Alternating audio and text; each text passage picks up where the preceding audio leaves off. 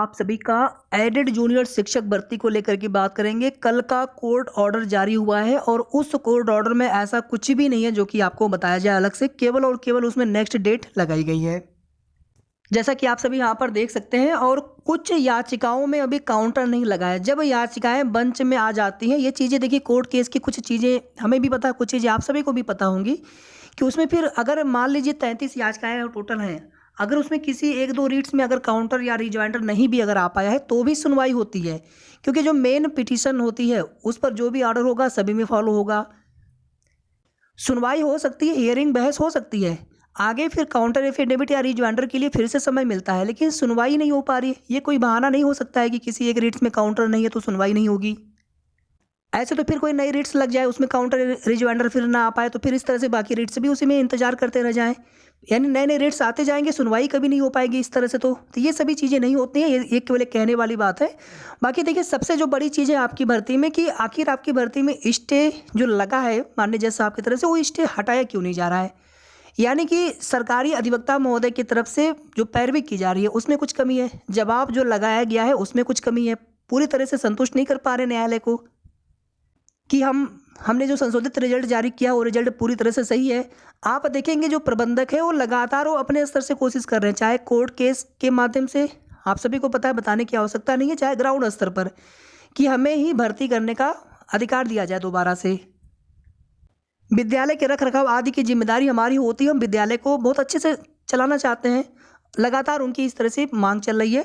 और एक और आप देखेंगे कि कुछ समय से ये भी लगातार मांग चल रही है कि भर्ती में दोबारा परीक्षा करा दी जाए, क्योंकि भर्ती में धांधली बहुत ज़्यादा हो गई है। और एक मांग और आप देखेंगे लंबे समय से चल रही है कि भर्ती में रिजल्ट को दोबारा से जारी किया जाए, और ये मांग है संशोधित रिजल्ट आने के बाद से जिन अभ्यर्थियों का रिजल्ट इनवैलिड हुआ या फिर उनके नंबर कम हुए, कुछ अभ्यर्थियों के नंबर बढ़े भी हैं। उस समय हमने आपको सब कुछ तथ्यों के आधार पर बताया था, कोई भी चीज़ें हमने आपको अनुमान से नहीं बताई थी कि कुछ अभ्यर्थियों के नंबर काफ़ी ज़्यादा बढ़ गए थे, कुछ अभ्यर्थियों के नंबर काफ़ी ज़्यादा घट गए थे। काफ़ी ज़्यादा मतलब 10 नंबर या उससे ऊपर भी घट या बढ़ गए थे। अब जिनके नंबर घटते हैं वे तो बताते हैं, लेकिन जिनके नंबर बढ़ते हैं वे नहीं बताते हैं, इसलिए उनका पता नहीं चल पाता। लेकिन हमारे पास कुछ जानकारी ऐसी प्राप्त हुई थी, कुछ अभ्यर्थियों के नंबर बढ़े भी हैं, तो इसी तरह से कुछ अभ्यर्थियों के नंबर घटे भी हैं। अब पुराने वाले जो पीएनपी सचिव थे संजय उपाध्याय सर, अब उन्होंने परीक्षा किस तरह से कराई थी, यूपी टेट का तो खैर छोड़ दीजिए, लेकिन आपकी इस भर्ती में धांधली की बहुत शिकायतें मिली थी। और धांधली का छोड़िए, जो रिजल्ट भी जारी हुआ था उस रिजल्ट में भी इतनी खामियां कैसे कि दोबारा वाले रिजल्ट में आप देखेंगे लगभग 3000 से ज़्यादा अभ्यर्थियों के रिजल्ट जो इनवैलिड हुआ या जो अंक कम हुए, अंक बढ़े भी होंगे बहुत सारे लोगों के, पता नहीं चल पाया पूरा, तो हजारों ऐसे अभ्यर्थी प्रभावित हुए। यानी इतने बड़े स्तर पर आखिर कंप्यूटराइज्ड स्कैनिंग में क्या कमी रह गई थी। उस समय भी आप देखेंगे कि भर्ती प्रक्रिया शुरू करने को लेकर के पूर्व शिक्षा मंत्री जी ने ट्वीट तक कर दिया था, प्रक्रिया आगे बढ़ने जा रही थी। लेकिन फिर आप देखेंगे कि जैसे ही मैटर कोर्ट में जाता है वहाँ पर पहली हियरिंग से ये कहीं ना कहीं चीज़ें थोड़ी सी समझ में आने लगती हैं कि भर्ती प्रोसेस में कुछ तो गड़बड़ी हुई है। और आप देखेंगे फिर इसी तरह से मामला लगभग 3-4 महीने तक चलता रहा, जब फिर बाद में कोर्ट की तरफ से ये सख्त आदेश दिया गया कि आप रिजल्ट को संशोधित करिए। उसके बाद आप देखेंगे शासन से आदेश लेकर के पूरे रिजल्ट को संशोधित किया गया। अब यहाँ पर देखिए, सबसे बड़ी जो दिक्कत ये है ना कि जो 90-97 पास अभ्यर्थी है उनकी क्या गलती है।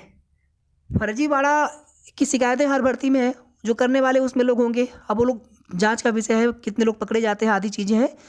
तो कहीं ना कहीं उन लोगों के चक्कर में जो मेहनत करने वाले अभ्यर्थी हैं इस भर्ती में, जिनके अच्छे गुणांक है, वो भी परेशान है कि हमारा इसमें हो जाएगा तो हम कहीं और तैयारी अच्छे से भी नहीं कर पा रहे होंगे।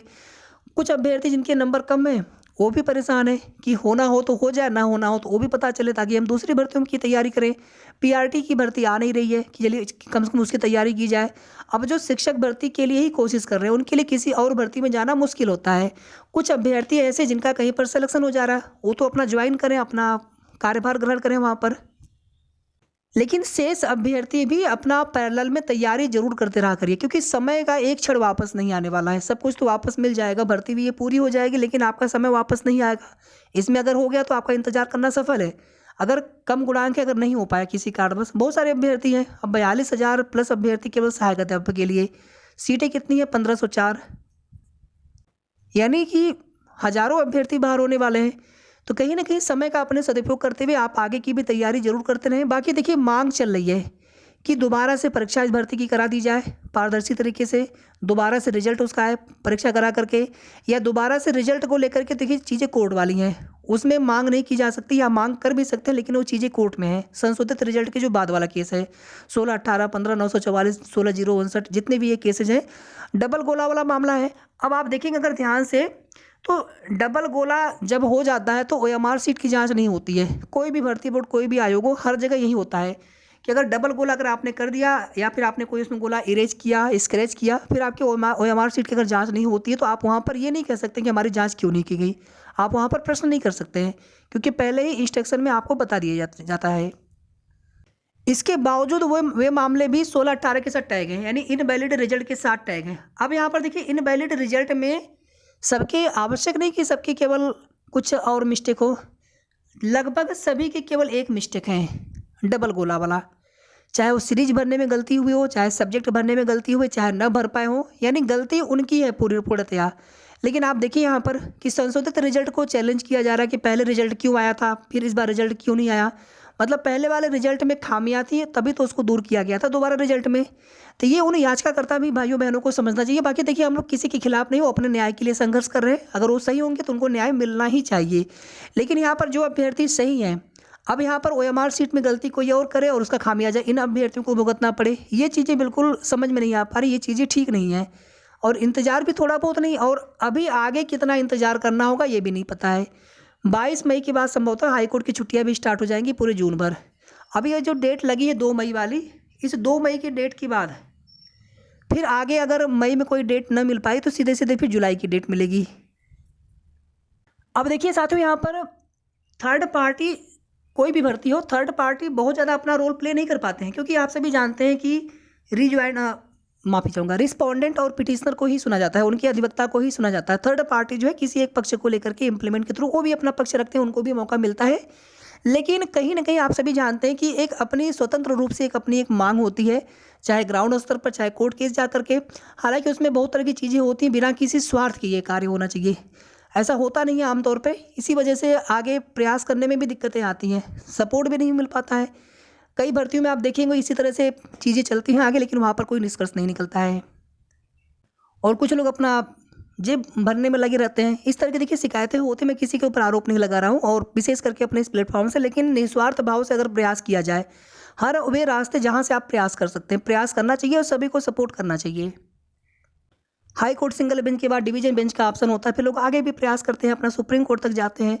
ग्राउंड स्तर पर मुख्यमंत्री जी से मुलाकात के लिए मैंने बहुत पहले से आप सभी से आग्रह किया था, निवेदन किया था, पहले आपने जो कुछ भी प्रयास किया हो 4-6 महीने पहले, लेकिन फिर से प्रयास होना चाहिए था।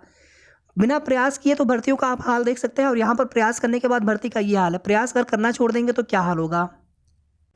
ताकि सरकारी अधिवक्ता महोदय, PNP सचिव सर मजबूत पैरवी करें, जो कुछ भी उसमें चीज़ें हैं उसको पूरी तरह से स्पष्ट करें, क्लियर करें। शासन का दबाव होना चाहिए अधिकारियों के ऊपर ताकि वे कार्य करें। साथ ही साथ दूसरे विकल्पों पर भी विचार किया जाना चाहिए। धन्यवाद।